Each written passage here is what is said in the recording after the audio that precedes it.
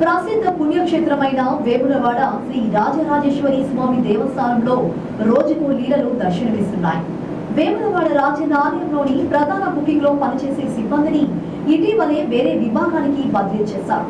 కానీ main booking కు appointment చేయడంలో నిర్లక్ష్యం చేయడం, తూతూ మంత్రంగా ప్రధాన బుకింగ్ లో ఆలయంలో విధులు నిర్వహించాల్సిన సేవాదారులను నియమించి చేతులు దులుపుకున్నారు. ప్రతిరోజు లక్షలాది రూపాయల కౌంటర్ను తాత్కాలిక ఉద్యోగులకు అప్పగించడంలో ఆశ్చర్యం ఏమిటని పలువురు విమర్శిస్తున్నారు. డీసీఆర్లో తేడా వస్తే ఎవరు బాధ్యులని ప్రశ్నిస్తున్నారు.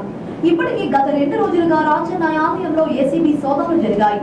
ఇంత జరుగుతున్నా ఆలయ ఈవో అంటే ఉంటున్నట్లు వ్యవహరించడంలో ఆశ్చర్యం ఏమిటని ప్రశ్నిస్తున్నారు. వెంటనే దేవాదాయ శాఖ ఉన్నత అధికారులు ఆలయంలో జరుగుతున్న అవకతవకలపై సమగ్ర విచారణ జరిపి బాధ్యులపై చర్యలు తీసుకోవాల్సిన అవసరం ఉందని అభిప్రాయపడుతున్నారు.